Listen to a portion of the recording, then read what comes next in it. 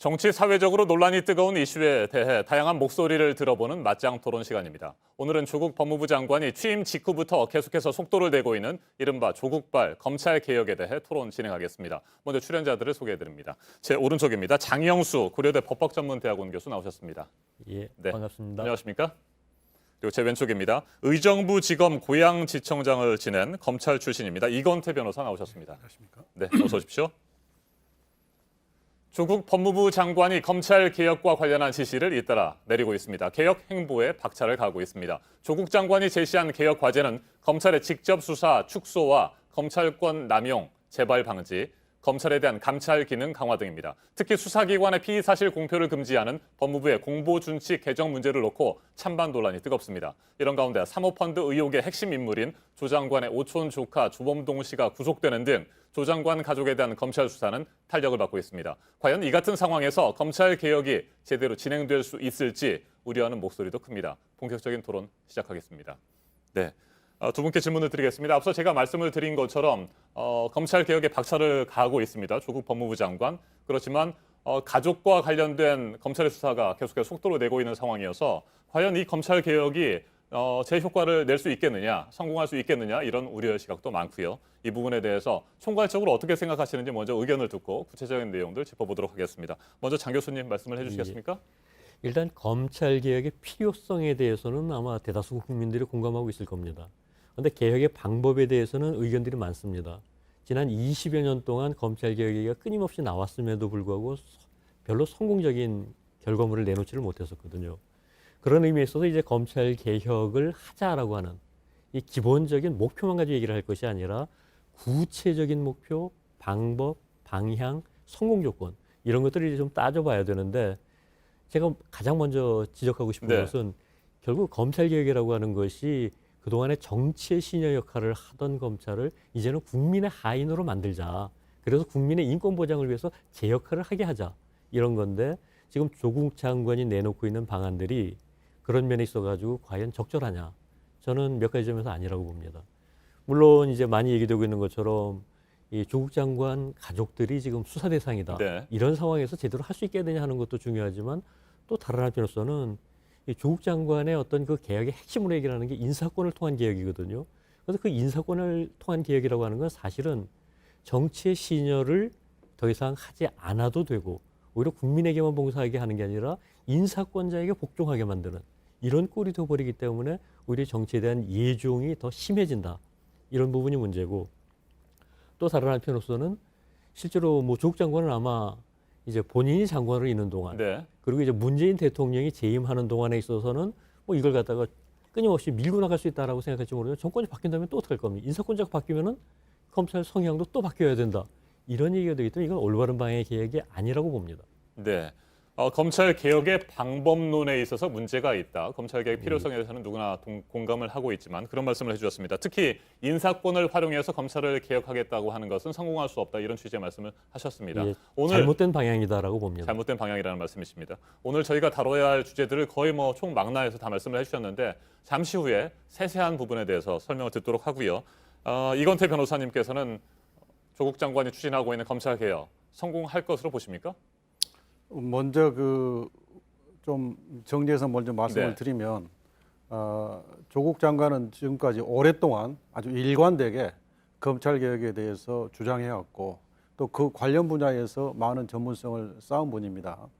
특히 민정수석으로 있을 때 지금 국회에 가 있는 두 개의 수사권 조정 법안과 공수처 법안을 주도적으로 만들어서 지금 국회에 가 있는 데서 역할을 했습니다. 그래서 지금 조국 장관이 임명된 다음에 일련의 개혁 방안들을 내놓았는데 그것은 본인이 지금까지 해왔던 것과 연장선상에 있는 그런 조치들이다 이렇게 보입니다.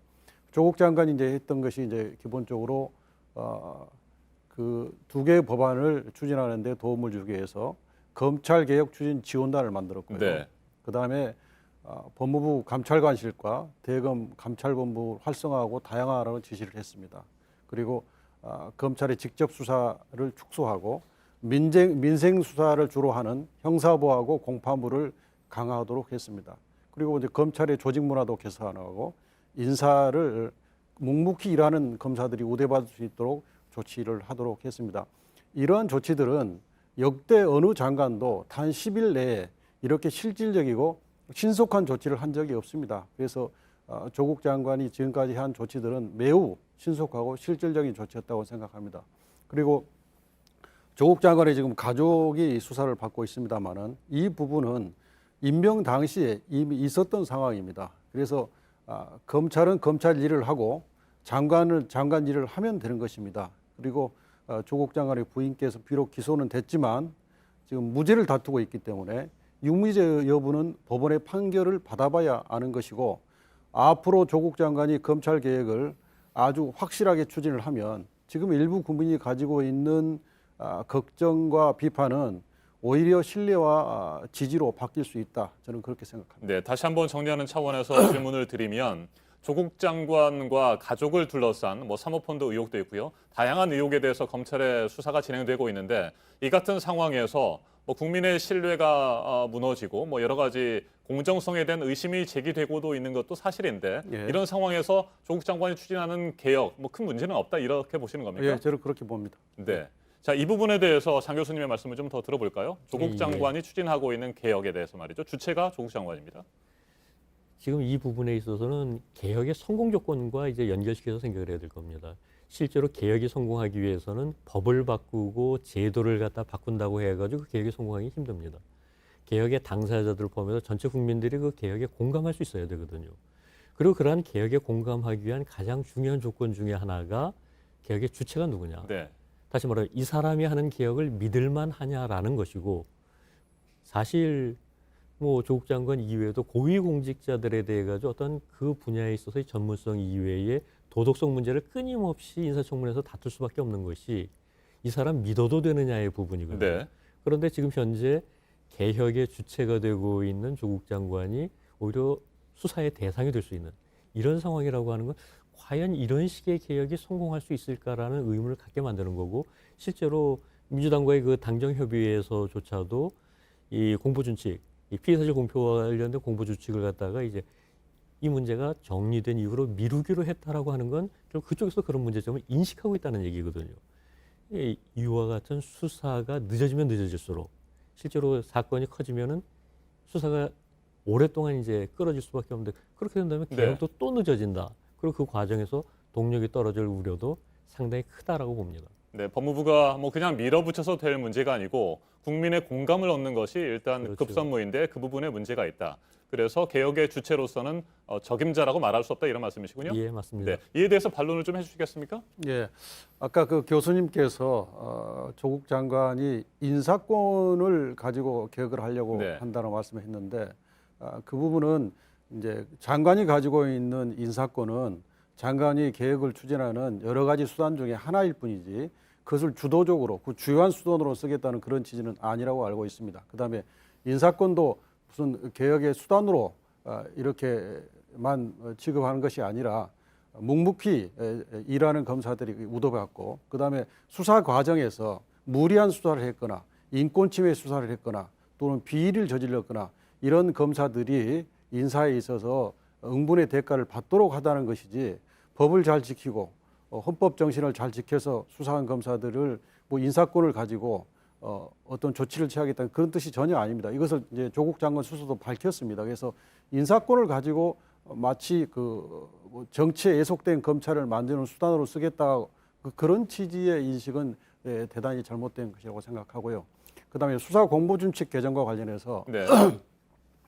이 수사공보준칙은 사실은 국민의 인권 보장 또 무죄 추정의 원칙을 지키기 위해서 우리나라가 이제는 3만 달러 또 5천만 명이 인구를 가지고 있는 선진국 대열에 들어섰으니까 이제는 선진국 수준에 맞춰서 이 수사공보준칙도 개정할 때가 됐습니다.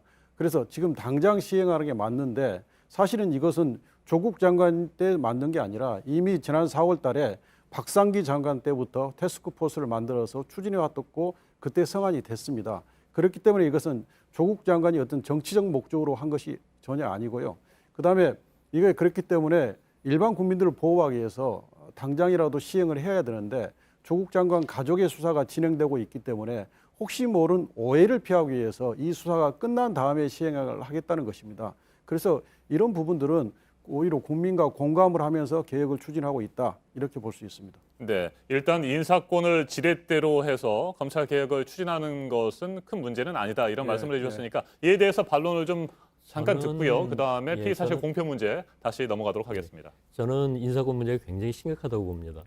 사실 그동안에 있어가지고서 정치 검찰에 대한 정치 신년 노릇을 하는 검찰에 대한 비난이 수십 년 동안 계속이 됐었고요. 그리고 그런 문제를 해결하기 위해 가지고 대안으로 그동안에 나왔었던 것이 검찰총장에 대한 인사청문회, 임기제 이런 걸 통해서 인사권자의 영향을 좀 축소시키자 이런 식으로 얘기를 해왔었는데 그게 전부 다 실패했거든요. 그렇다면은 결국은 이 인사청문을 어떻게 실제로 할 거냐? 임기제를 도입했음에도 불구하고 네. 임기 못 채운 총장이 더 많은 이런 상황을 어떻게 바꿀 것이냐부터 고민해야 되는데 이런 건 전혀 도외시하고 오히려 인사권을 적절하게 활용하겠다. 이런 쪽으로 얘기를 하는 것은 결국 인사권자의 영향력이 커진다는 얘기밖에 안 되고 실제로 장관의 인사권보다는 뭐 궁극적으로는 대통령의 인사권이 더 큰 문제 아니겠습니까? 네, 그리고 뭐 조금 벗어나는 얘기가 될지 모르겠습니다만은 이 검찰 개혁을 얘기하면서 우리가 두 가지를 얘기를 합니다. 하나는 이 공수처 도입, 다른 하나는 검경 수사권 조정.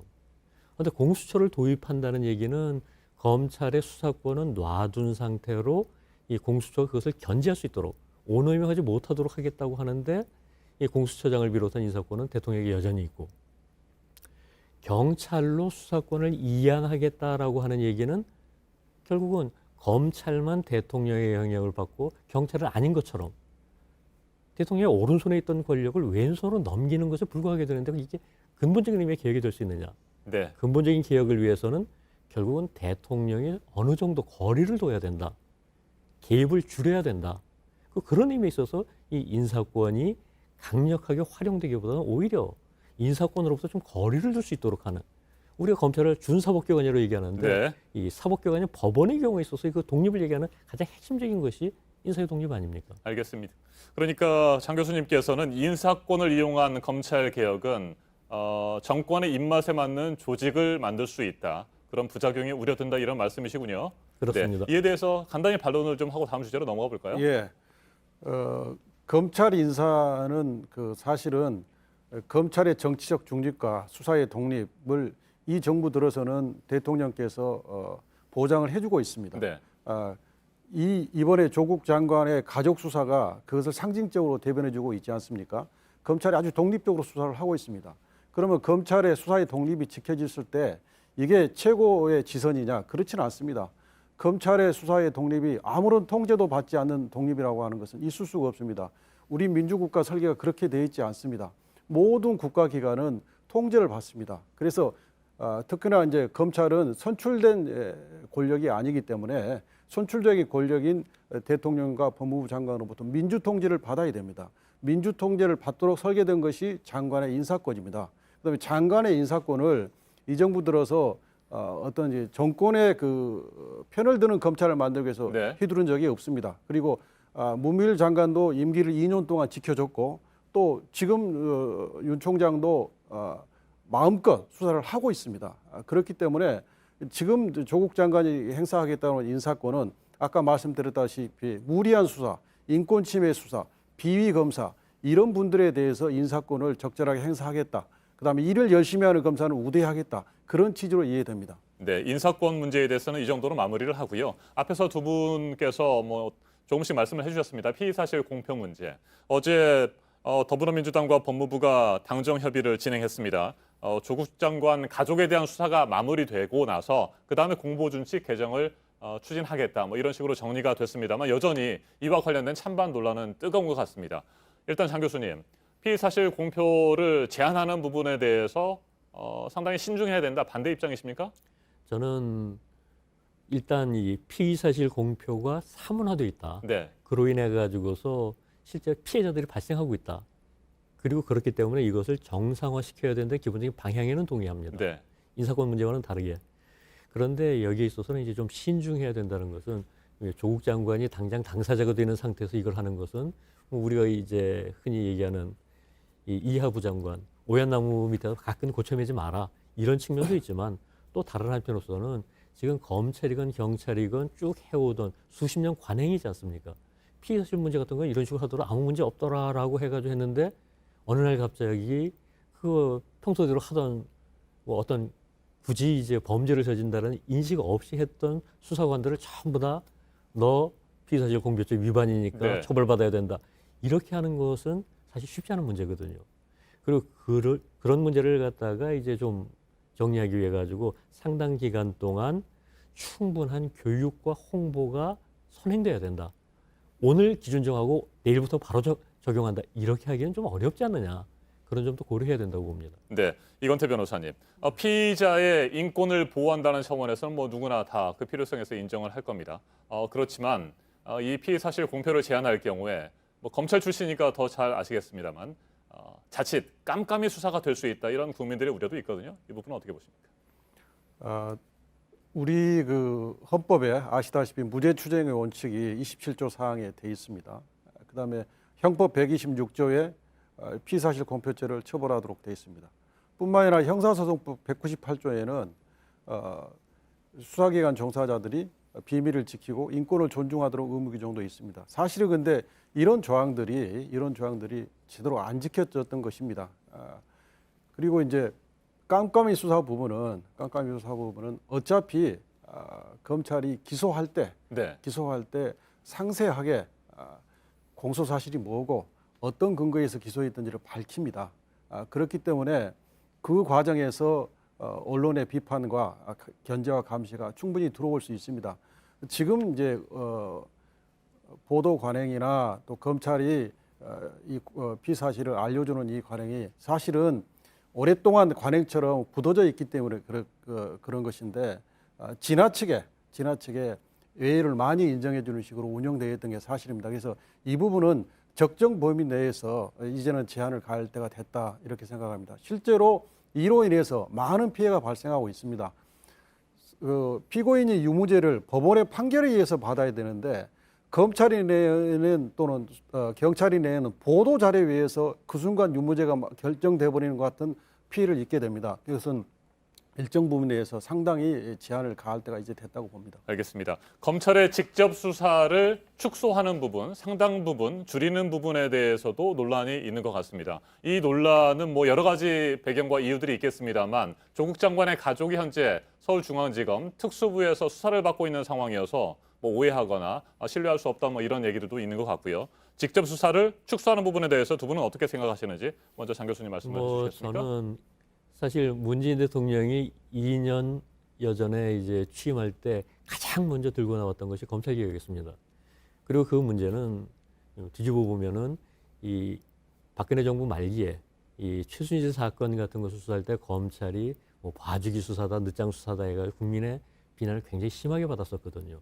어떤 개인 비리의 문제가 아니라 이 조직 자체가 문제다라는 인식 때문에 이 개혁해야 된다라는 공감대가 크게 형성이 됐었던 거거든요. 그런데 지난 2년여 동안에 이 처음부터 이 검찰 개혁을 들고 나왔던 문재인 정부에서 검찰 개혁에 대한 성과로 구체적으로 내놓은 건 별로 없습니다. 그러다 보니까 이 검찰 개혁 앞세워가지고 검찰 길들이게 한 거 아니냐 이런 주장도 나오고 있고 또 지금 현재 검찰 특수부가 도마 위에 오른 것도 물론 시점의 문제가 이제 아까 이 공고준칙 문제와 마찬가지로 이거 조국 장관의 가족들 수사를 특수부에서 하고 있는데 지금 특수부를 갖다 축소시키자고 한다. 이거 무슨 의도가 있는 거 아니냐. 이런 얘기를 들을 수밖에 없는 시점에서 얘기를 하는 거 이거 저는 적절하지 않다고 봅니다. 적어도 관련 수사가 종결된 이후에 여러 가지 관점들을 고려해서 얘기를 했어야지 지금 타이밍에서 이런 얘기를 하는 것은 적절하지 않다라고 보고요. 네. 또 한 가지는 이 현 정부가 적폐청산을 하면서 검찰을 앞세우지 않았습니까? 그런데 이제 적폐청산 얘기가 이제 조금은 동력이 떨어지고 그러니까 토사구팽하는 거 아니냐 이런 얘기도 또 나오거든요. 물론 검찰 개혁의 어떤 필요성 자체는 아까도 얘기했듯이 뭐 대다수 국민들이 동의하지만 방법에 있어서는 항상 신중해야 되는데 그냥 강하게 세게 좀 더 광범위하게 이게 올바른 방향은 아니라고 보고요. 예를 들어서 아까 하던 얘기의 연장입니다만은 검찰 권한을 유지하면서 공수처를 도입하자는 건지 아니면 검찰 권한을 경찰 쪽으로 이양하자는 건지 이양하자 그러면 사실 네. 공수처 도입이 중요한 게 아니거든요. 오히려 공수처를 도입하더라도 주된 타겟이 검찰이 아닌 경찰로 바뀌어야 되겠죠. 근데 이런 부분들에 대해 가지고 좀 일관성이 없는 게 아니냐 이런 생각까지도 듭니다. 네, 이건태 변호사님께서는 검찰의 직접 수사를 축소하는 부분에 대해서 어떤 의견을 가지고 계십니까? 교수님께서 이제 우려하는 바를 취지를 알겠습니다. 네. 근데 이제 이 검찰 직접 수사 축소 문제는 법조인이라면 누구나 필요성을 느꼈던 부분입니다. 특수부가 하는 수사는 일반 고소고발 사건도 아니고 경찰이 송치한 사건도 아닙니다. 대검찰청에서 내려온 지시 사건이라든지 검사장이나 지청장이 하명한 사건을 하게 됩니다. 그렇기 때문에 이 사건을 수사하는 검사들은 사건을 객관적으로 못 보고 검사가 사건의 당사자가 됩니다. 그래서 본인이 옳다는 방향으로 사건을 밀어붙입니다. 그 과정에서 피의자나 사건 조사 대상자들이 하는 말을 귀담아 듣지 않는 경향이 있습니다. 그렇기 때문에 무리한 수사가 되고 무리한 기소가 되고 그로 인해서 많은 피해가 있었던 것도 사실입니다. 그런데 잘못된 구속이 되거나 잘못된 기소가 되면 그로 인해서 그 피고인은 시간도 다 까먹어 버리고 명예도 잃어버리고 재산도 잃게 됩니다. 네. 그런데 나중에 법원에서 무죄 판결을 받게 되더라도 도저히 회복할 수 없는 피해를 입게 됩니다. 이런 문제가 있기 때문에 검찰의 직접 수사는 가급적 축소하는 게 좋다는 게 일반 법조인들의 대체적인 생각입니다. 그래서 이 분야는 조국 장관이 된 이상 반드시 추진해야 할 개혁 과제이지 지금 조국 장관 가족에 대한 수사하고는 아무 관련이 없습니다. 그리고 조국 장관이 이 문제를 추진한다고 해서 지금 조국 장관 가족에 대한 수사하고 있는 수사팀을 줄일 이유도 없습니다. 그렇기 때문에 이 부분을 가지고 공격을 하는 것은 좀 정치적 공방이다. 저는 그렇게 생각합니다. 알겠습니다. 이제 토론을 서서히 마무리해야 할 시간이 됐습니다. 검찰 개혁의 방법론과 시점 등에 대해서는 두 분이 상당히 다른 의견들을 밝혀주셨습니다. 그러나 검찰 개혁이 성공해야 된다라는 부분에 대해서는 두 분 모두 인정하실 줄 압니다. 국민의 인권을 수호하는 검찰에 제대로 된 역할을 할 수 있도록 검찰 개혁이 필요한 상황이고요. 자, 끝으로 20초 정도씩 시간을 드려보도록 하겠습니다. 검찰 개혁이 성공하기 위해서는 이거 하나만큼은 확실히 돼야 된다. 이번에는 이 변호사님께서 먼저 말씀을 해주시겠습니까? 이번에 이제 조국 장관 가족 수사와 관련해서 검찰의 정치적 중립과 수사의 독립성을 문재인 정부에서는 확실히 보장해주고 있는 것 같습니다. 네.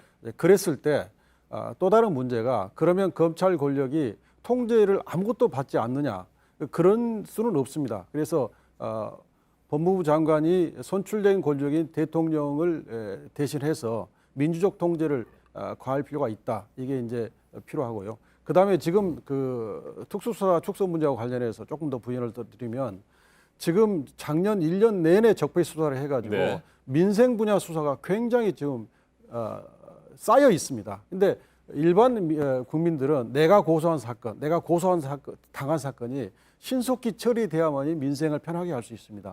하루빨리 그쪽으로 수사의 중점이 이동돼야 됩니다. 네, 장영수 교수님께서는 검찰 개혁의 성공을 위해서 가장 필요한 것은 뭐라고 보십니까? 예. 이 개혁이라고 하는 것이 오래가는 개혁, 국민들의 마음속에 안착되는 개혁이 되기 위해서는 공감대가 먼저 형성이 돼야 됩니다. 장관이 추진을 하건 대통령이 그것을 갖다 강력하게 밀어주건 이 힘으로써 하는 개혁은 결국 그 힘이 이동하게 되면 정권이 바뀌게 되면 다시 원점으로 돌아갑니다. 그런 의미에 있어서 국민적인 공감을 충분히 얻지 못하고 하는 개혁이 과연 성공하겠느냐 여기에 대해서 저는 깊은 우려를 표합니다. 알겠습니다. 여기까지 듣겠습니다. 오늘 맞짱 토론 장영수 고려대 법학전문대학원 교수, 이건태 변호사 두 분과 함께했습니다. 토론 잘 들었습니다. 감사합니다. 감사합니다.